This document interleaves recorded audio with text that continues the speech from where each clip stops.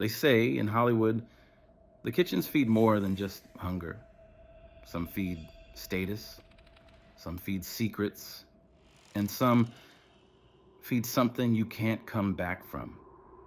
I used to think scandal was the darkest thing in this town, until I got a call that led me to a kitchen that still haunts me. I've worked in kitchens for most of my adult life, not the glossy kind with open flames and fancy plating for food shows. I'm talking about the gritty ones. Strip mall sushi joints, 2 a.m. burger dives, taco trucks where the fryer never stops groaning. I'd been a line cook, a prep cook, a weekend sous, and more than once I've cleaned up messes I didn't make. LA is brutal to cooks. You work until your knees give out, or your will does. And I was close to both. That night, I was lying on my back in my tiny studio, the ceiling fan creaking overhead, when my phone lit up. Blocked number, 11:42 p.m. I let it ring, but something told me to answer.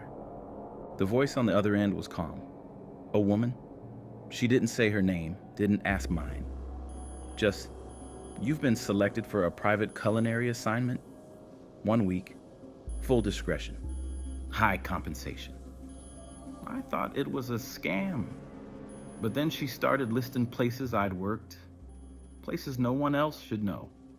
A teriyaki hole in the wall in Koreatown, a food truck I manned for 6 months, a pop-up dinner I catered for free during lockdown. That last one, no one knew but me and the host. He was dead now. "You've been vetted," she said. No resume, no paperwork, no questions. A black Lincoln would arrive at 10 a.m. If I was outside, it meant I accepted. I barely slept. Part of me screamed to block the number, forget it. But the other part, the broke, desperate part, remembered I had less than $40 and half a pack of ramen left. At 9:58 a.m., I was outside, hands shoved deep into my jacket. The sky above LA was flat gray, like the city had been wiped clean of color. Then I saw it. A black Lincoln Town car with tinted windows rolled around the corner and stopped right in front of me. No driver stepped out, no window rolled down. It just waited. I got in. The driver wore a dark cap and gloves. Said nothing. No music. No small talk. The city slowly bled away behind us, turning to winding roads, hills, and then nothing. Just raw land and crooked trees. Finally, we arrived. Not at some chic Bel Air mansion or movie producer's retreat. This place looked like a bunker. Brutalist concrete and black steel, half buried in a hillside. It didn't feel like a home. It felt like a warning. The driver spoke once. "Get out. Walk to the door." I did as I was told. Before I could knock, the door creaked open. She was standing there, mid-40s, blonde hair pulled so tight it looked painful. Gray pantsuit, no jewelry, no expression. She didn't give a name, just turned and said, "You're expected." I followed her inside. The interior was colder than the outside, sleek, empty, polished stone floors and high ceilings. No article, no family photos, no sound but our footsteps. We reached a wide staircase that curved down into darkness. She stopped and said, "One rule before you begin. We don't ask questions here." Then she descended. And like a fool, I followed. The stairs led to a steel door. She punched in a code. It opened with a mechanical groan. Inside was a kitchen the size of a restaurant. Industrial ovens, walk-in freezers, spotless steel counters. Too spotless. It didn't feel used. It felt sterilized, controlled. 3 others were already working. a woman chopping vegetables with robotic rhythm, a tall man stirring something thick in a giant pot, another silently scrubbing a dish that was already clean.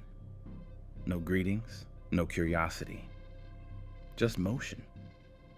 "You'll be briefed by the head of kitchen operations," the woman said, clipboard in hand. "Follow the rules. You'll be paid at the end of the week.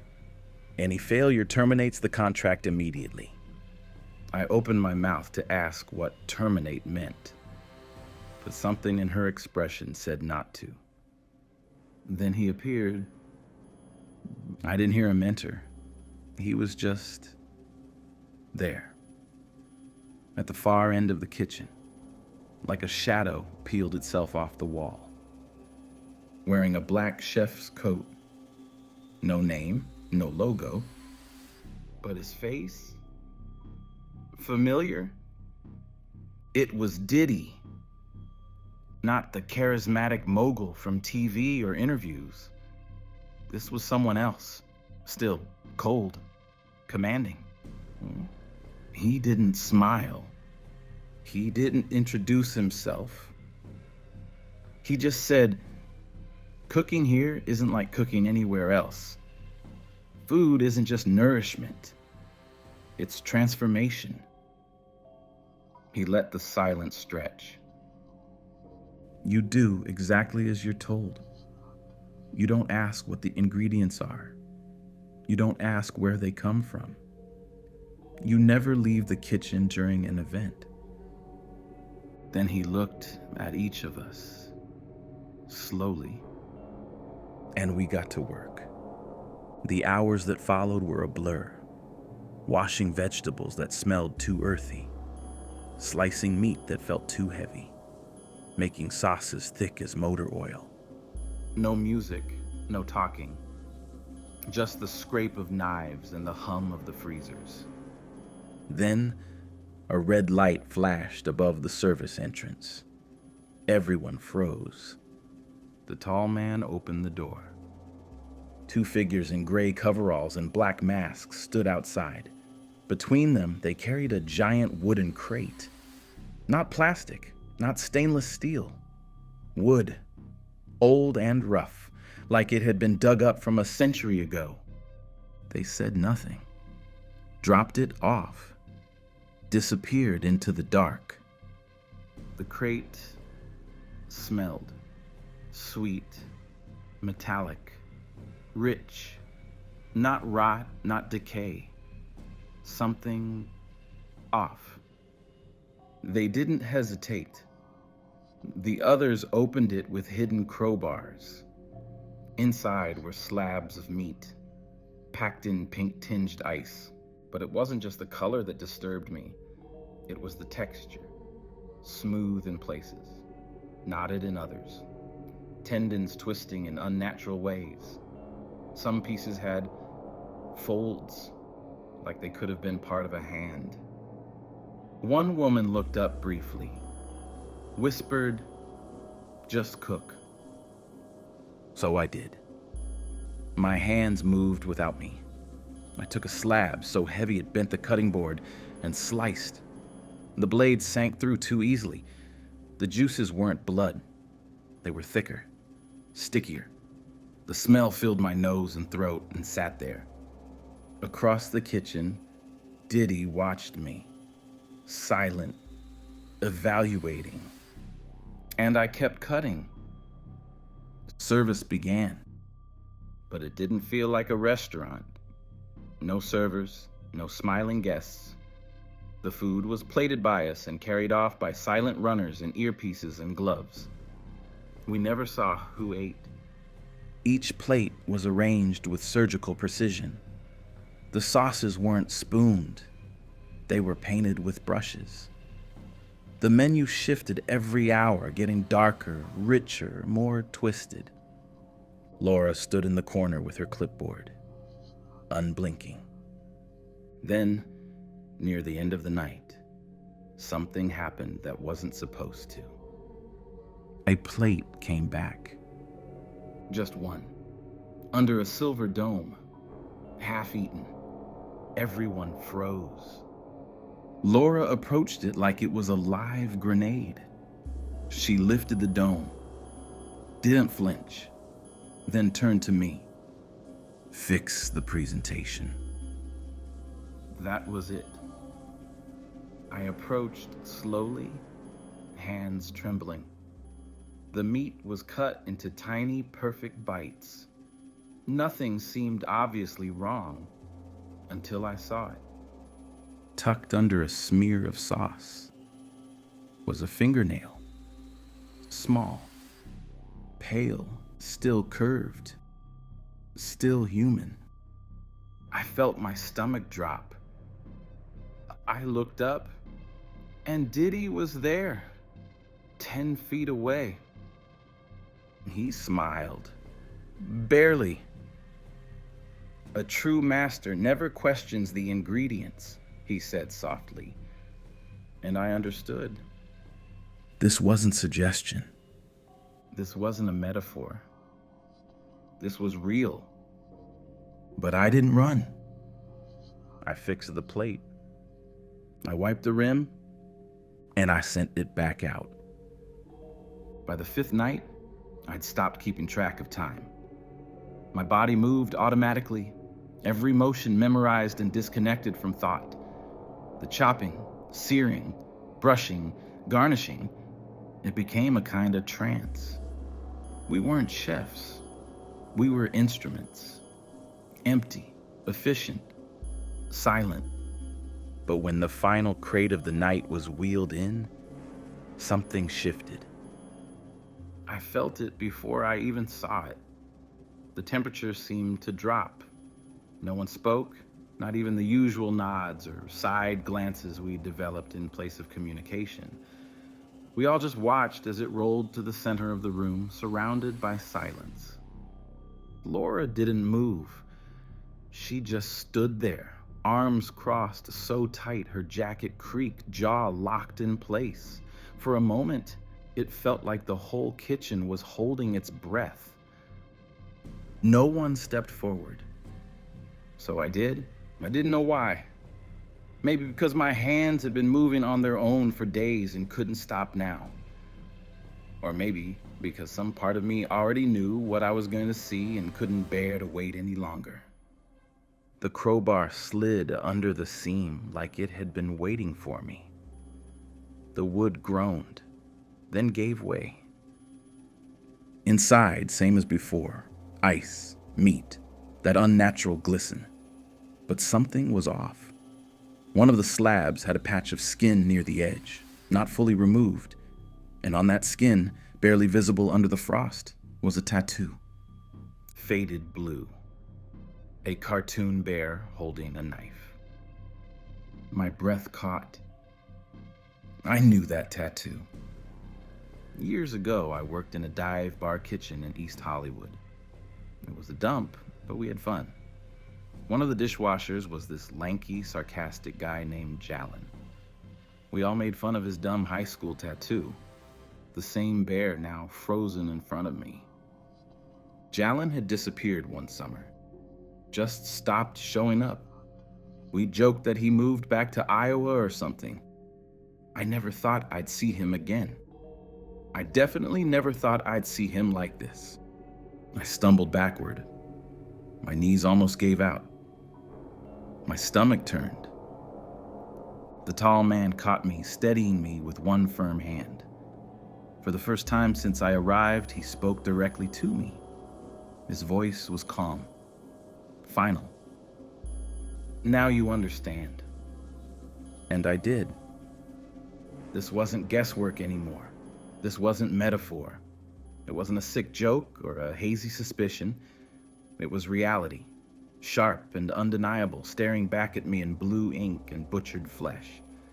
They weren't just using people. They were using us. Cooks, dishwashers, people no one would miss. I couldn't speak. I couldn't move. My ears were ringing. Behind me, the others returned to their stations as if this moment had played out before. As if they'd all had their own tattoo, their own reckoning. I looked at the tall man. I whispered, barely able to form the words. Why us? He didn't answer. A moment later, Diddy entered. No announcement, no flourish. Just that quiet, commanding presence, wrapped in a crisp black chef's coat. His expression was unreadable, somewhere between pride and calculation. He stepped up to the crate and looked down at the slab with Jalen's tattoo. Not with shock or disgust, with reverence. This is power, he said softly, like he was talking to himself. When they eat, they don't just taste flavor. They consume control. They digest fear. They own the obedience of everyone who touches the plate. Then he turned to me, calm, measured. Food binds the body to the will. You've helped them eat without consequence. That makes you part of the ritual. I wanted to scream. I wanted to grab a knife and lunge at him or throw the crate across the room. But I didn't, because I understood not just what he was saying, but what I'd become. I wasn't a victim anymore. I was an accomplice. The next 48 hours blurred into a fever dream. We cooked for faces I recognized from magazine covers, people whose albums I owned, whose speeches I'd shared online. They came in blacked out SUVs, disappeared through back doors, and left without ever making a sound. They never saw us, but they consumed us. The meat was plated with gold leaf, paired with rare wines, styled like art for photos they'd never post publicly, but would whisper about at after parties. And we just kept working. One runner, barely more than a kid, grinned as he picked up a tray. He whispered, "This one's for a senator," then winked. Like it was a joke, like it was funny. I caught a glimpse of the guest list once. It was a mistake, or maybe it wasn't. There were names on it I still can't say out loud. Names that made my stomach twist. Artists I admired. Icons. People who talk about justice, about peace, about giving back. I saw the name of an actress who'd once given a speech at a charity gala that moved me to tears. Now she was being served a plate of Jalen. On the 7th day, the kitchen went quiet. Laura handed me a plain white envelope. Inside, one slip of paper, $10,000. It was already in my bank account. An account I didn't remember creating. No tax forms, no confirmation email. Just silence. "You're free to go," Laura said. I didn't believe her. I still don't. The Lincoln pulled up like before. Same driver, same silence. He drove me home. And that was it. No goodbyes, no threats. Just release. Except I wasn't free. Not really. The first night back, I didn't sleep. The second night, I thought maybe I was fine. Maybe I'd start applying to real kitchen jobs again. Forget everything. Then the third night, it came. A knock on my door. No footsteps, no voices. Just a single silver tray, domed, still warm, sitting outside my apartment. I didn't open it. I didn't throw it away. I just put it in the fridge. And every few days since, another tray appears. No pattern, no explanation, just presents. I keep them all. My fridge is full of untouched plates, each one a reminder of what I helped make. of what I might have tasted. Even now, weeks later, I still catch it sometimes. Walking past a steakhouse, an open butcher's fridge, that smell, that same cloying sweetness. Metallic, heavy. It hits me in the throat, and I have to bite my tongue to keep from retching in public. Sometimes I dream of those underground halls, the freezer light flickering, Diddy's voice echoing between the steel counters, Laura's heels clicking across the tile. Sometimes I dream I never left. Sometimes I'm not sure I did. I used to believe Hollywood ran on talent. That if you worked hard enough, stayed hungry enough, someone would notice. But the truth is, this city doesn't run on talent. It runs on appetite, on loyalty, on quiet compliance. There are kitchens beneath every city. Not all of them serve food. Some serve influence, others serve secrets. Some serve us. And the people who dine in them, they know exactly what they're eating. They just don't care. If this is the last you hear from me, you'll know why. They don't chase you. They just remind you. A knock at the door. A warm tray. A silence that follows you down every hallway. But if I'm lucky, maybe the story will stick. Maybe it'll crack something open. And the next time you see a mogul praised for his philanthropy, or a pop star tearfully accepting an award, or a politician promising justice, you'll pause, just for a second, and ask yourself, would they eat it if it meant staying at the top? And then ask something even harder. Would you?